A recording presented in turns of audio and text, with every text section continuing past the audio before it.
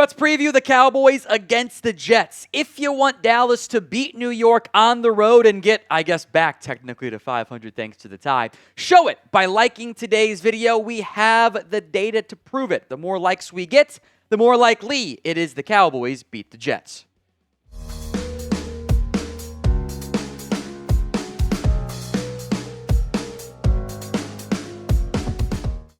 The Cowboys are road favorites this weekend against the New York Football Jets. Over-under remains high because these are two of the worst defenses in football. Road favorites for a team that is technically below 500 is probably a good thing for the Cowboys.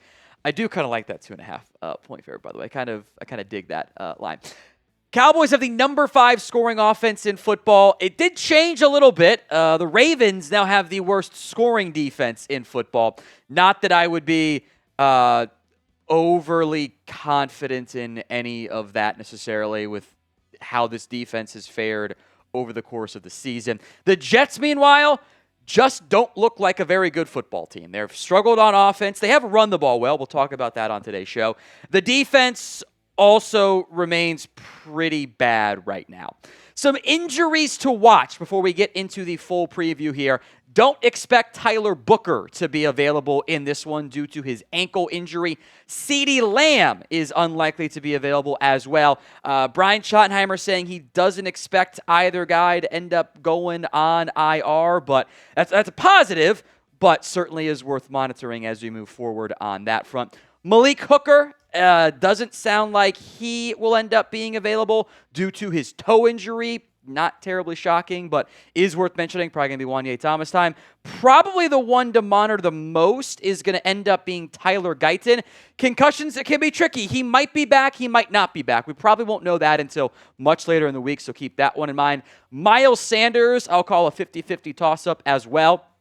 You know, Schottenheimer seemed fairly confident that he'd be able to return, but by no means is that set in stone. Could also set up Jaden Blue a chance to finally get out there on the field. All right, some Jets injuries to watch. First up, Jarvis Brownlee did not play last week with his ankle after being acquired from the Titans. There's also a ramp-up phase, so wouldn't freak out too much there. Jermaine Johnson is one to monitor. He missed the game last week against the Dolphins. That'd be a big blow to the Jets' pass rush. Kene Nwangwu, one of the return men, hamstring was doubtful, so chance to go. Braelon Allen, knee injury as of filming this Tuesday afternoon. Don't know the severity. Could be a big loss for the Jets. And then nickel corner Michael Carter II is also in concussion protocol, which would be a couple of key losses there in the secondary for New York. Who you got in this one? C for the Cowboys, J for the Jets. Let me know in the comment section of today's show who you have winning, C or J for the Cowboys and the Jets.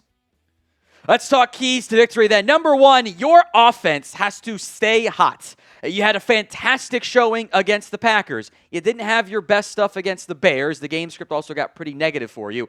Overall, it's a pretty clear-cut top 5 offense. They are 5th in points per game. They're 6th in EPA per play. And frankly, the drops and the interceptions off of drops have been huge issues there. The success rate is 2nd. Every other play is a positive one in terms of getting towards the end zone, getting first down. They lead the NFL in yards per game. They're 1st in passing yards, and they're 12th in rushing yards. Everything they have done has been impressive. Hasn't always been the most consistent, but it's been, as a whole, an extreme positive and why the Cowboys have a win and a tie this season.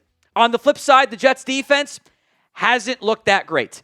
They're tied for 28th in points per game, 28th in EPA per play. They are 6th in success rate, and there's a couple underlying metrics of like they're close to getting back and looking like some of the better versions of the Jets defense that we've seen in the past. But they're 20th in yards per game, 14th in passing yards, as we saw against the Dolphins on Monday Night Football. Their run defense is a little bit shaky. Could be another game to have some success with Javonte Williams.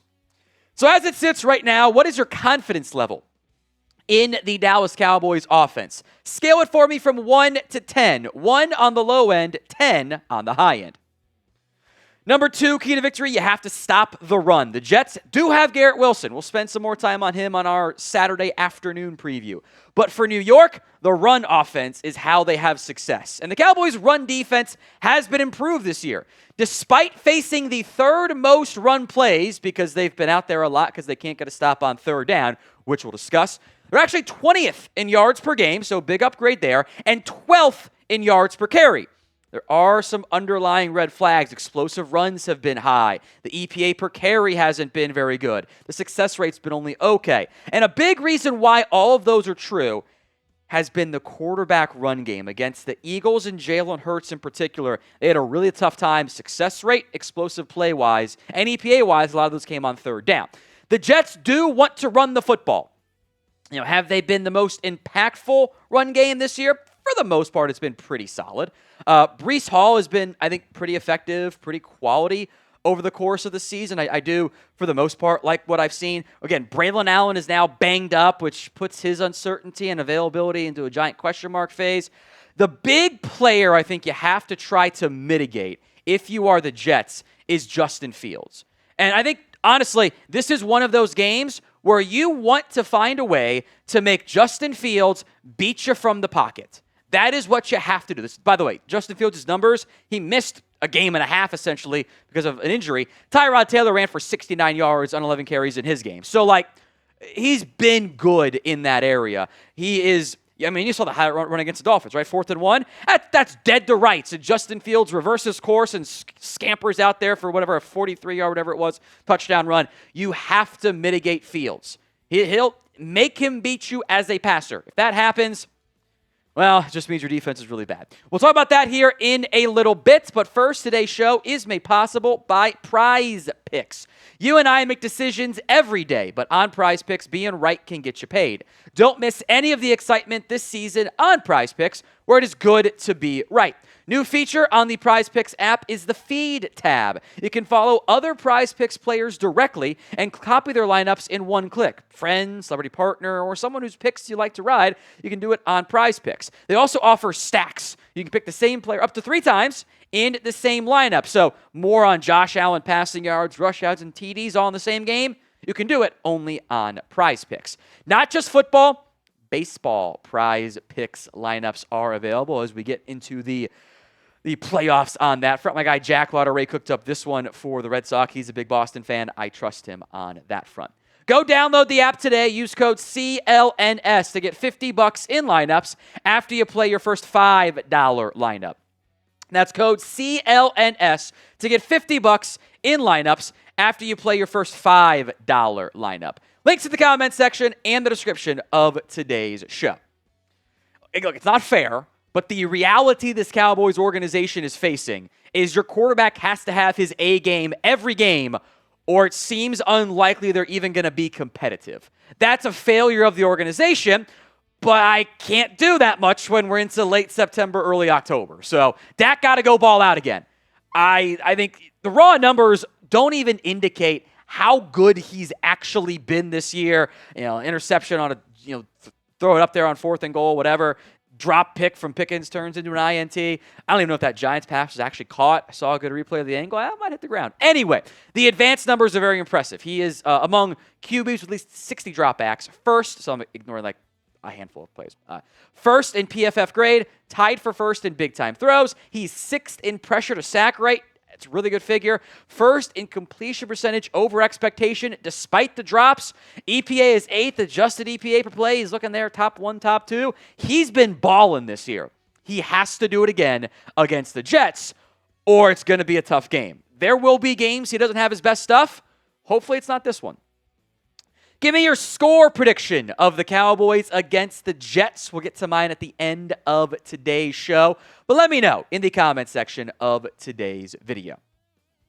Number 4, the third down defense for the Cowboys.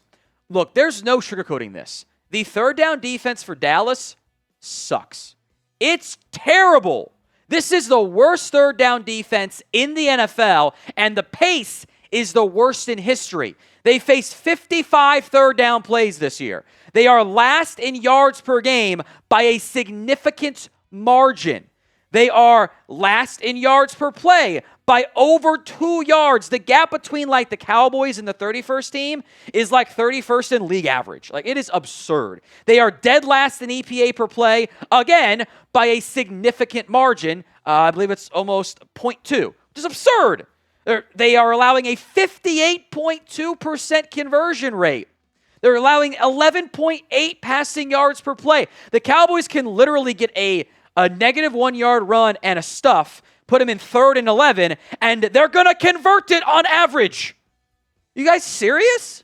They're 30th in time to pressure, 25th in pressure rate. You got the 6th most plays and the 26th most pressures. And it's all 3rd and longs that they're allowing. It's been horrible. They have to get off the field on 3rd downs. If they don't, there's no hope for success. We will be live for the Cowboys and the Jets. Hit that sub button so you don't miss out. YouTube.com/@CowboysTV. We'll be live. I think we're going to be live at 11:30 a.m. Eastern for that game. So hit that sub button so you don't miss out. Number 5, you got to play like the better team. I don't know how many chances the Cowboys will actually have this year, where they are, I think, clearly the better team. And not even that arguable. Even on the road, you're favored. With the way your defense is played, that might not happen this much this year. So your head coach has to have them prepared. You can't have a crappy letdown game after the tie. You can't have your look-ahead game, which you shouldn't have. It's the Jets. You're 1-2-1. Like, you shouldn't be good enough in general to have the surprise loss type of matchup. Come prepared. Lock in, focus, and get the dub. And then go. Don't get ahead of yourself. We're going to the Panthers next week. That'll come. This is not a must-win game, I guess, since you tied, but realistically, if you want to push for a playoff spot, you kind of have to win this game. So my score prediction, I'm going to go 27-22. Cowboys take down the New York Jets. I think it might be a little bit close. I think the defense will improve, just allowing 22. Big factor is going to be, can they actually stop the quarterback run game, which has always been a problem for them. I think Dallas wins, but it might be a close one this week.